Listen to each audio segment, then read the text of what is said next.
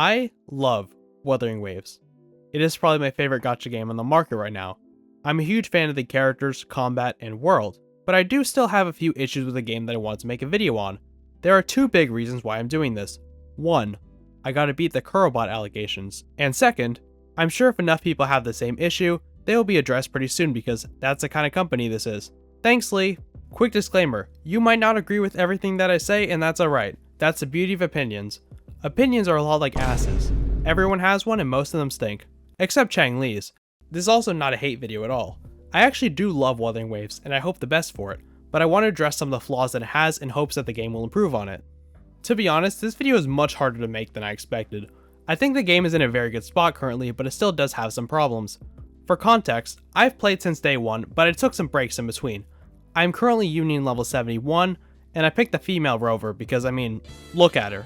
I have a pretty good amount of characters, some weapons, and I cleared the endgame up to what I'm currently able to. I did all the content myself because my executive account manager is busy with my StarRel account.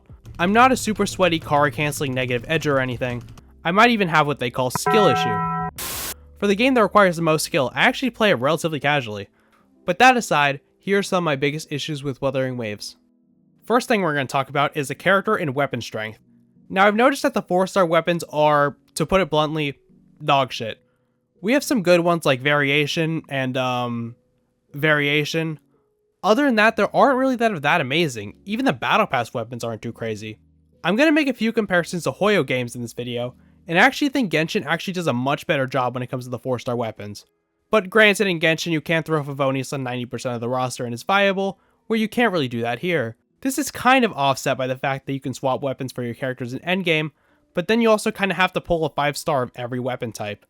I think this was an attempt by Kuro to try to balance out the fact that they have a guaranteed weapon banner, but it would be nice to get a couple more good 4-star weapons in the game.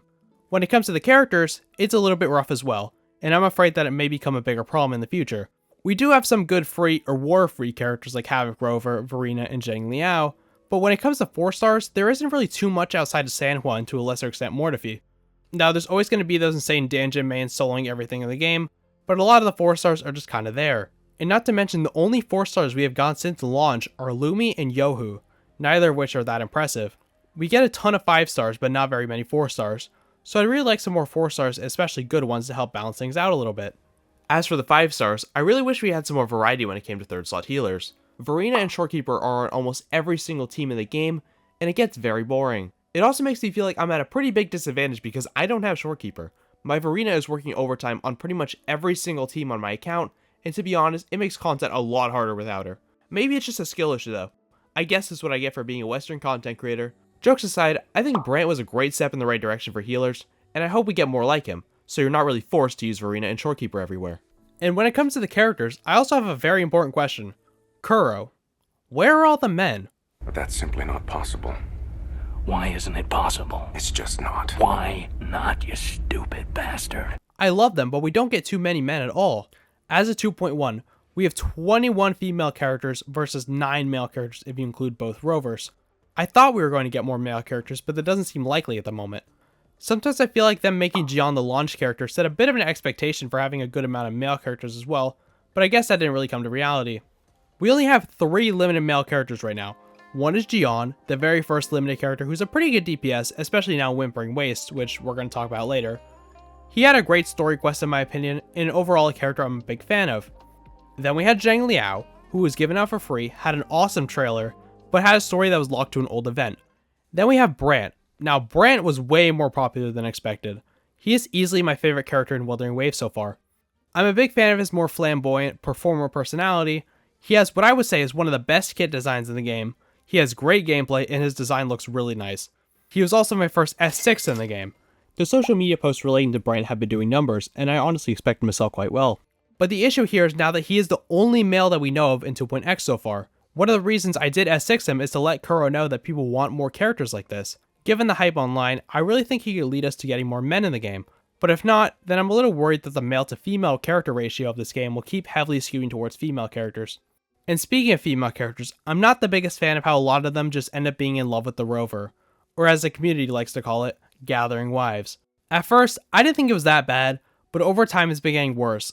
I'm really not a harem fan, but I'm glad I can just...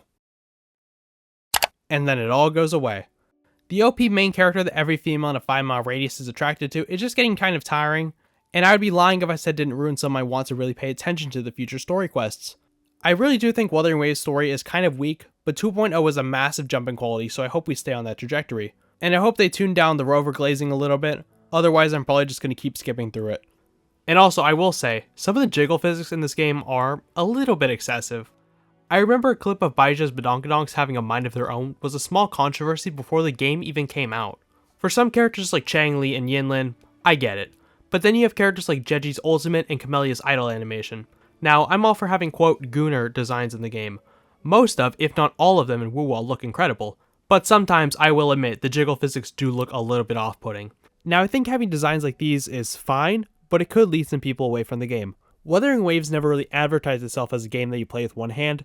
It's not a game like Nikke where the gameplay constantly reminds you exactly why you're here. And I am worried it could lead to Kuro putting pretty looks over personality or story, so I'm really hoping they don't go down that route.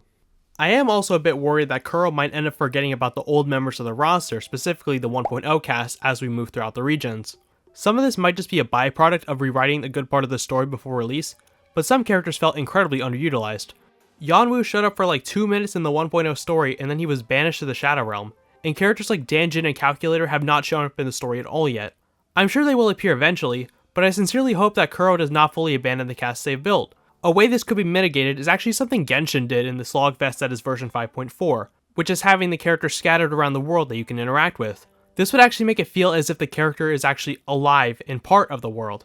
And the thing is, we have this in the game already. If you go to the Black Shores, you can find Shorekeeper in the glass building playing the piano.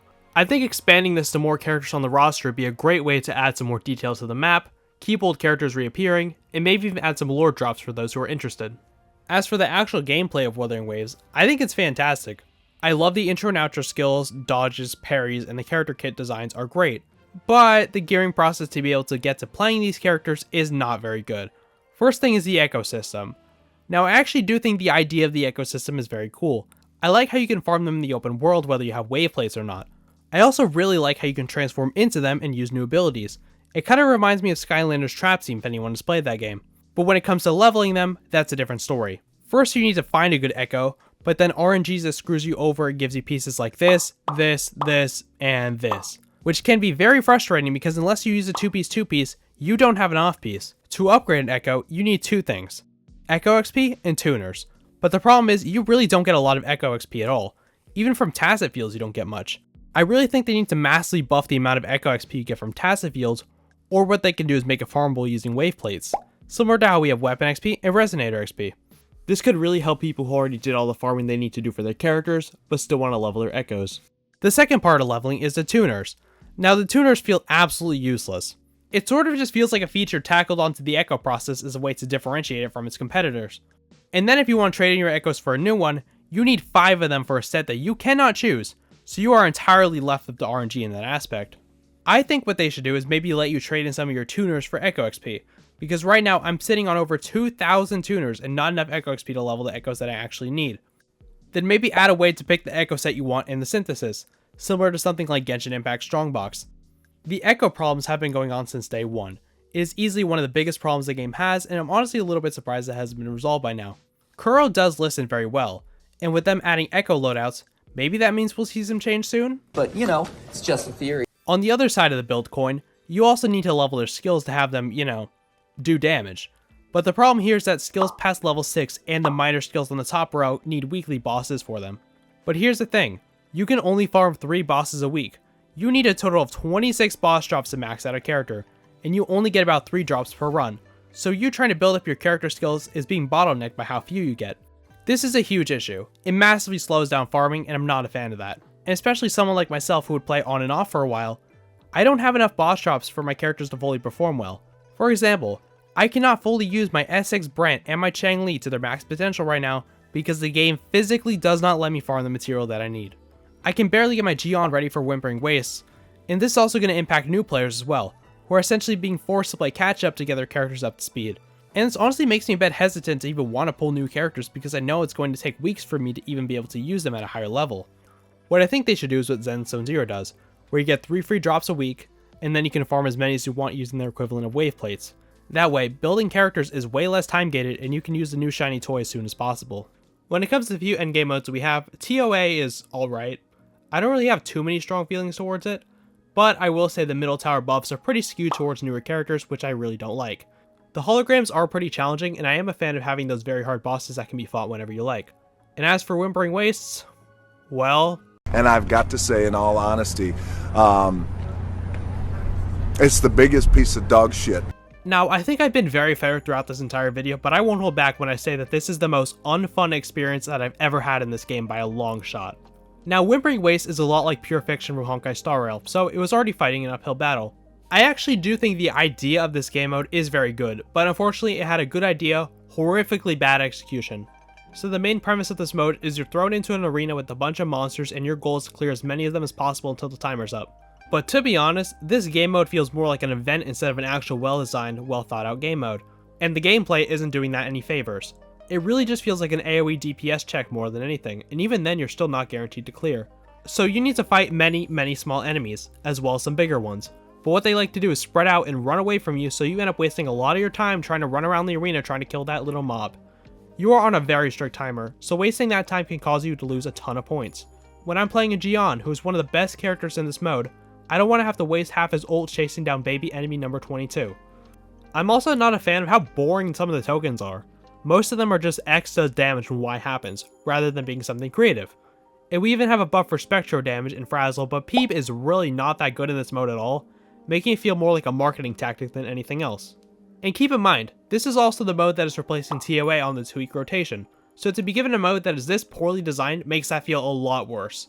There are a few things that they need to do to fix this mode. Firstly, they need to massively shrink down the arena so you don't have to run all over it. They should also make the enemy AI target you harder so it's not a massive pain in the ass to actually kill things. It would also be nice if they added some more unique tokens. Like for example, maybe they give you a token that gives you grouping similar to Rocha when you cast your Liberation. It would be a great way to help differentiate the experience from that mode, while also making it not feel entirely like a roster check. I've already seen people defend this mode by saying the usual skill issue and, oh, you want a hard content, this is what you wanted. And for the people saying that, no, that's stupid. People wanted a game mode that was difficult but also fun to complete. This game mode is difficult because it's not well made and much more annoying than it is challenging. And it seems like Kuro did acknowledge that this game mode sucked because they did actually put out a statement saying how they heard the feedback and they'd be fixing it next update. So I hope we see some good changes to this mode so it can be a much more enjoyable experience. We also have a pseudo endgame as well, that being Fantasies of 1,000 Gateways. It's pretty much Elusive Realm 2. It's now a weekly challenge, similar to something like the Simulated Universe from Honkai Star Rail. It's a different photo. Back in my day when we had Elusive Realm, you could run funny stuff like main DPS Baija, but we don't really have that anymore. It feels like more of a chore than anything else at the moment, especially because you only get one pull worth of currency doing it. But there are also rewards you need to spend wave plates to get. For 60 wave plates, you get the same rewards as you would from a Tacet Field. I hate this mode. It takes much longer to complete than a Tacet Field, and it really isn't enjoyable. So how do we fix this? First, make the gameplay feel a bit more engaging. I found the character buffs very fun in the old Elusive Realm, but we don't have those anymore and it makes the mode feel very empty. Next, up the rewards a little bit. I think that would give players a lot more incentive to actually complete it, maybe giving them something like 300 Asteroid instead. Third, maybe they can have this be a mode that can let you collect some more Echo XP with wave plates instead of being a one-to-one of a Tacet Field. He copied my whole fucking flow! Word for word, bar for bar! Personally, I know that would give me much more incentive to actually play the mode and spend my wave plates on it because you kind of need all the Echo XP that you can get. We haven't had this mode for too long, so I'm pretty confident we'll get adjustments to it as well. If I recall, they are working on more Elusive Realm content, and this is sort of a stand-in until we get more. But I actually think this mode could definitely be built upon and take some more aspects from Elusive Realm to make it a lot more fun and less of a chore that you need to do for one pull every week. But I think there's one issue that is greatly holding back Wuthering Waves from being a near perfect game, and that is that the early game experience kind of sucks. Region of Sita has been absolutely fantastic so far, but it left the old regions in the game like Huanglong feeling especially underwhelming. Granted, this is a good problem to have, but it has me concerned on how much newer players will want to jump onto the game. I've been playing since day one, and to be honest, while the gameplay is very fun, the early game is not. The English voice direction was not the best, especially on characters like Yang Yang. I even created a brand new account to see if the problem was still there, and sure enough it was. The story was never really a strong suit of the game, and the first 3 or so acts up until you meet Scar are incredibly boring. The exploration is still fine, but when you can just go fly around with your Elytra in the new zones, it really didn't make me ever want to go back to Huanglong to finish the exploration. Wuthering Waves sort of feels like when your friend recommends you an anime but tells you to watch until episode 4 when it gets to the good part. Now I powered through it because the game, looked cool, but I don't know if a newcomer is going to want to sit through that, especially if they are interested in the story. To fix this, Kuro can do a few things. 1.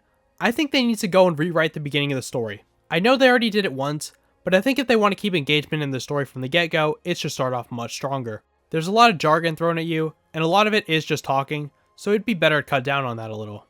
They also need to add the wings in every area, because I have very little desire to go back and grab what I missed because the exploration feels so much slower. They should also fix the voice acting as well because it sounds very weird at some points. Like I said before, the story and the exploration is in a much better spot now, but I think that compared to 2.x, it doesn't really set a very good first impression of the game. So, having a stronger start could definitely help keep more players engaged and excited for the future story arcs. And the last thing I want to talk about is community feedback as a whole and why it's so important that we give said feedback. Feedback is incredibly important for maintaining the game's success in the long term. When you have a relationship between developer and player that's built on criticism and being receptive to it, both parties will mutually benefit from it. I don't know about you, but I am much more willing to spend my time and money on a game that respects me as a player, which Kuro is doing a very good job at doing.